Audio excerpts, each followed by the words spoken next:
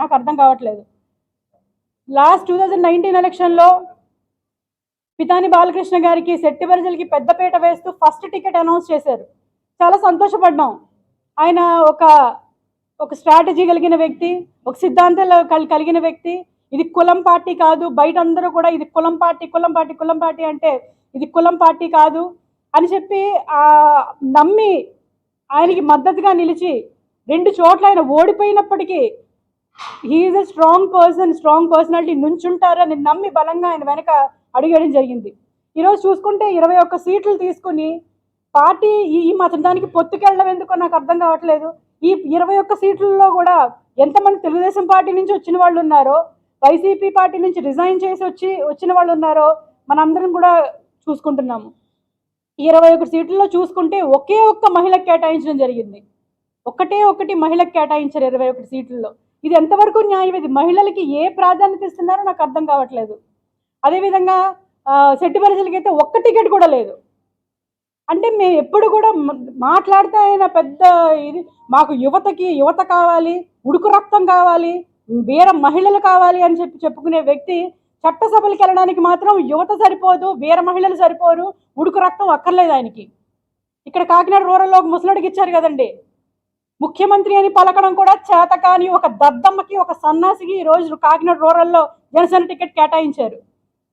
అది ఏ రకంగా చూసుకుని కేటాయించారో అంటే కాపు అనే వ్యక్తి, కాపు అయితే సరిపోతుంది అన్నమాట, వీళ్ళకి వేరే అదర్ క్వాలిఫికేషన్స్ ఏమీ అవసరం లేదు. అటువంటి వ్యక్తికి ఈరోజు జనసేన పార్టీ ఇక్కడ చెప్పుకుంటారు కదా, చాలా మంది చెప్పుకుంటారు కదా, ఈ యొక్క కూటమికి ఎవరికి ఇచ్చినా నెగ్గేస్తుంది అని.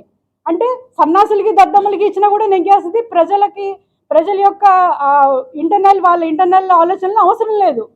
కేవలం మేము గవర్నమెంట్ ఫామ్ చేసేయాలి అన్న ఒక్క ఉద్దేశం తప్ప ఎవరికి ఇస్తున్నాము, ఎవరు వస్తున్నారు ఏంటి ఏమీ అవసరం లేదు. డిసెంబర్లో పవన్ కళ్యాణ్ గారు ఇక్కడికి వచ్చి పంతన్నానాజీ నువ్వు ఎక్కడెక్కడ డబ్బులు వసూలు చేసేవో చెప్పు, నువ్వు ఎక్కడెక్కడ డబ్బులు దొబ్బేసేవో చెప్పు, ఆ లిస్టు రాసిస్తే నేను వాళ్ళందరికీ కృతజ్ఞతలు చెప్పుకుంటాను అని చెప్పిన వ్యక్తి ఈరోజు ఎలా అర్హుడైపోయాడు? వైసీపీ నుంచి వచ్చిన వాళ్ళు ఈరోజు టికెట్లు ఇచ్చేసారంటే అంటే వైసీపీలో ఉన్న వాళ్ళు పవన్ కళ్యాణ్ గారి ఉద్దేశంలో రౌడీలు, గోండాలు, జనసేనలోకి వచ్చేస్తే పునీతులు అయిపోతారు. ఇదే కదండి ఈరోజు పవన్ కళ్యాణ్ గారి ఉద్దేశం. నాదెండ్ల మనోహర్ అనే వ్యక్తి ఈరోజు పార్టీని సర్వనాశనం చేసేసాడు. ఆయన ఒక కేబినెట్ హోదాలో ఉండి ఒక పాలసీ మ్యాటర్ తెలిసిన వ్యక్తిగా, పార్టీ స్ట్రక్చర్ తెలిసిన వ్యక్తిగా ఈరోజు జనసేన పార్టీని ఏం చేశారు? పవన్ కళ్యాణ్ గారు మన మీటింగ్లో, తాడేపల్లిగూడెం మీటింగ్లో చెప్తున్నారు, మనకి పోల్ మేనేజ్మెంట్ లేదు, బూత్ మేనేజ్మెంట్ లేదు, వాళ్ళకి 40 years తెలుగుదేశం వాళ్ళకి 40 years అనుభవం ఉంది కాబట్టి వాళ్ళకే మనం ఇద్దాము, వాళ్ళతో పాటు అడుగులేసి నడుద్దాము, వాళ్ళతో సమానంగా నడుద్దామని చెప్పడం జరిగింది. పోల్ మేనేజ్మెంట్, బూత్ మేనేజ్మెంట్ లేకపోవడం అనేది ఇన్ఛార్జీలు తప్ప. ప్రతి నెలకు ఒకసారి ఇక్కడికి వచ్చి క్లబ్లో ఉండి నాదెండ్ల మనోహర్ అనే వ్యక్తి ఇక్కడికి వచ్చి క్లబ్లో స్పెండ్ చేసి ఒక డే అంతా కూడా ఏదో మీటింగులు పెడుతున్నామని చెప్పేసి 3-4 రోజులు ఇక్కడే స్పెండ్ చేసి పోల్ మేనేజ్మెంట్ కానీ బూత్ మేనేజ్మెంట్ కానీ చేయకుండా ఏం చేస్తున్నారు?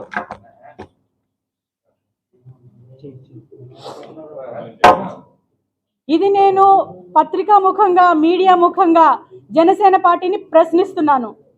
ప్రశ్నించమని మా నాయకుడే నేర్పాడు. ఆయన స్ఫూర్తితోనే పవన్ కళ్యాణ్ గారి స్ఫూర్తితోనే ఈరోజు నేను ధైర్యంగా మాట్లాడుతున్నాను, ప్రశ్నిస్తున్నాను. ఈరోజు జనసేన పార్టీ ఏం చేస్తుంది?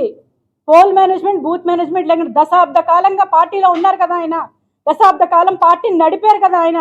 ఇప్పటికీ కూడా పోల్ మేనేజ్మెంట్, బూత్ మేనేజ్మెంట్ లేదు అంటే ఎవరి వైఫల్యం కారణం ఇది? ఖచ్చితంగా పవన్ కళ్యాణ్ గారు, నాదెండ్ల మనోహర్ గారు కూడా ఇందులో దీనికి సమాధానం చెప్పి తీరాలి. అంటే ఇంతమంది జన సైనికులు, పవన్ కళ్యాణ్ గారు అంటే పడి చచ్చిపోయే యువత, షర్ట్లు చింపుకొని చెప్పులు కూడా లేకుండా ఆయన కారు వెనకాల పరిగెడుతుంటే ఆయనకి ఇంత కూడా జాలి కలగట్లేదా? వాళ్ళ భవిష్యత్తుని ఈరోజు సర్వనాశనం చేసేసారు. దశాబ్ద కాలం అంటే ఒక జనరేషన్ పోయింది. ఒక జనరేషన్ ఆయన వెనకాల తిప్పించుకొని మా నాయకుడు సీఎం అవుతాడు అని కలలుగానే ఈ యువత ఈరోజు ఏమైపోవాలి? ఇప్పటికీ వన్ సైడెడ్గా మా నాయకుడు ఏదో చేస్తాడు, ఏదో ఉద్ధరిస్తాడు, ఈరోజు బీజేపీని, టీడీపీని కలిసి కూటమి ప్రభుత్వం ఏర్పడుతుంది, మాకేదో జరుగుతుంది, మాకేదో మంచి జరుగుతుందని కలలుగానే యువత ఈరోజు ఏమైపోతుంది? కలలుగాను అని స్టేజ్ల మీద ఊకదంపుడు ఉపన్యాసాలు ఇవ్వడమే కానీ యువతని ఈరోజు అడ్డంగా గాలికి వదిలేసిన పరిస్థితి, ఈరోజు వాళ్ళ భవిష్యత్తు నాశనం చేసిన పరిస్థితి ఈరోజు జనసేన పార్టీ చేస్తుంది. వీళ్ళంటికి చెలించి ఇంకా ఉండలేక, నాదెండ్ల మనోహర్ గారు చేసిన అకృత్యాలు చూడలేక, పవన్ కళ్యాణ్ గారు చుట్టూ ఉన్నటువంటి మనుషులు, హరిప్రసాద్ గారు, రాజకీయ కార్యదర్శి హరిప్రసాద్ గారు, అదేవిధంగా చక్రవర్తి, అదేవిధంగా కేకే, వీళ్ళందరూ మనుషుల్ని ఇలా దగ్గరికి రానివ్వరు. పవన్ కళ్యాణ్ గారి దగ్గరికి ఏదైనా చెప్దామన్నా, ఏదైనా చేద్దామన్నా సరే ఈరోజు పరిస్థితి లేదు. అక్కడ ఎంతసేపు ఒక క్వార్టరీ ఒకటి మెయింటైన్ చేస్తారు, ఒక కాపు క్వార్టరీ మెయింటైన్ చేస్తారు. ఆ క్వార్టరీ దాటి ఇంకొక సామాన్య మానవుడు ఎవ్వరు కూడా వెళ్ళలేని పరిస్థితి. ఈరోజు అక్కడ ఇప్పుడు ఇంతమందికి టికెట్లు లేవు, సరే నాకు టికెట్ లేదని నాకు బాధ కాదు, అట్లీస్ట్ పిలిచి అమ్మా టికెట్ ఇవ్వలేకపోతున్నాం, దశాబ్ద కాలం వెయిట్ చేయండి, లేదా 2 దశాబ్దాలు వెయిట్ చేయండి, నేను మీకు ఉన్నాను, మనం కలిసి పనిచేద్దామని ఒక్క మాట అనని వ్యక్తి. కాపు కులంలో పుట్టింది కాబట్టి మరి వినూత్న అనే అమ్మాయి శ్రీకాళహస్తి నియోజకవర్గం ఇన్ఛార్జ్ 4 రోజులు ఏడిస్తే పిలిచి ఆమెను ఓదార్చి మీకు నేను ఉన్నానని భరోసా ఇచ్చారు. నెల రోజుల నుంచి కన్నీటి మున్నిటికి ఏకదాటిగా ఏడుస్తున్న పితాని బాలకృష్ణ గారిని ఎందుకు పిలవలేదు ఇప్పుడు దాకా? సరోజాన్ని పిలవలేదు, ఓకే, పితాని బాలకృష్ణని ఎందుకు పిలవలేదు అంటే కేవలం బీసీ సామాజిక వర్గం, సెట్టిపల్లి సామాజిక వర్గం చెందిన వాళ్ళు కాబట్టే మమ్మల్ని ఇంత చిన్న చూపు చూస్తున్నారు. మహిళలకైతే జనసేన పార్టీలో ప్రాధాన్యతే లేదు, మహిళలు కేవలం పని చేయడానికే పనికొస్తారు అంతే, వేరే ప్రాధాన్యత లేదు. నిన్న కూడా మహిళలతో మీటింగ్ పెట్టారండి పవన్ కళ్యాణ్ గారు. అక్కడ పిలిచి కూర్చోబెట్టారు. ఏంటి అంటే రాబోయే 2029 ఎలక్షన్లో మీకు 1/3 సీట్స్ వస్తాయి, అప్పుడు మీకు నేను ఇస్తాను అని చెప్తున్నారు. మరి జనసేన పార్టీకే 1/3 సీట్స్ వస్తాయా, మరి మిగతా అన్ని పార్టీలకు కూడా వస్తాయో నాకు అర్థం కాలేదు మరి ఆయన చెప్తుంటే. అక్కడ కూర్చోబెట్టి మీలో మీరు మాట్లాడుకోండి, మీలో మీకున్న సమస్యలు తేల్చుకుని ఒక నోట్ రాసి నాకు ఇవ్వండి, నేను దానికి రెస్పాండ్ అవుతాను అని చెప్తున్నారు అని చెప్పి అక్కడి నుంచి వెళ్ళిపోయారు. మహిళలు మాట్లాడుకుంటున్నారు. అంటే నా పాత్ర ఏంటి, ఆ వీర మహిళల్లో నా పాత్ర ఏంటో నాకు అర్థం కాలేదు. అక్కడ ఒక మేయర్గా చేసి అక్కడున్న రీజనల్ కోఆర్డినేటర్లు మిగతా వాళ్ళందరితో కూర్చోబెట్టి నా పాత్ర ఏంటో నాకు అక్కడ అస్సలు అర్థం కాలేదు. నాకు అర్థమవుతుంది ఇంకా బీసీలకి, ముఖ్యంగా మహిళలకి అక్కడ ఉంటే ఊచకోత కోస్తారు, పాతరే, వాళ్ళ లైఫ్కి వాళ్ళందరూ కూడా స్టార్టింగ్ స్టేజ్లో ఉన్నారు, వాళ్ళ కెరీర్ స్టార్టింగ్ స్టేజ్లో. నేను ఒక మేయర్ చేసి ఒక కెరీర్ కొంచెం ఒక అడుగు ముందుకేసున్నాను నేను. నా కెరీర్ నాశనం అయిపోతుంది, అక్కడ అంతమైపోతుంది.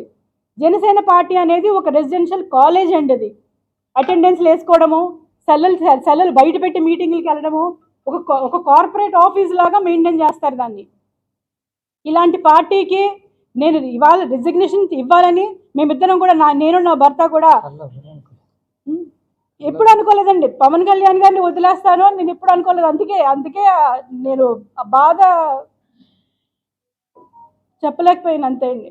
ఈ రోజు నేను నా ప్రాథమిక సభ్యత్వానికి కానీ, మా వారి ప్రాథమిక సభ్యత్వానికి కానీ, నా జనసేన పార్టీ రాష్ట్ర కార్యదర్శిగా కానీ నేను ఈరోజు రిజిగ్నేషన్ చేస్తున్నాను. మీ ముఖంగా, పత్రికా ముఖంగా ఈరోజు ఆ విషయం తెలియజేయడానికి ఈరోజు ప్రెస్ మీట్ ఏర్పాటు చేయడం జరిగింది. దయచేసి నేను అందరినీ కోరుకునేది ఒకటే, సెట్టిబలిజలు మరి ఇప్పటికైనా కళ్ళు తెరిచి మనకి రాజ్యాధికారం కావాలి అనుకుంటే మనం ఎమ్మెల్యేలు అవ్వాలి, మనం మినిస్టర్లు అవ్వాలి, మనం ఎంపీలు అవ్వాలి. అంతేగాని ఎవరికో ఎప్పుడు ఊడిగం చేస్తూనే కూర్చుంటే ఇంకా మాకు రాజ్యాధికారం అవసరం లేదా, ఇంకా ఇవ్వరా మాకు రాజ్యాధికారం.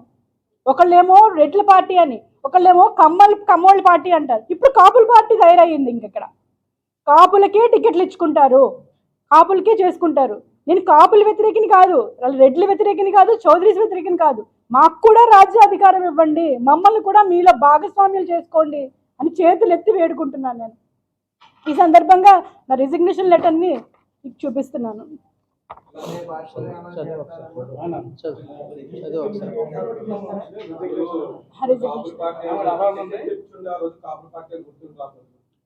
నేను ఇప్పటికదే చెప్తాను, నాకు టికెట్ ఇవ్వకపోయినా నాకు బాధలేదు.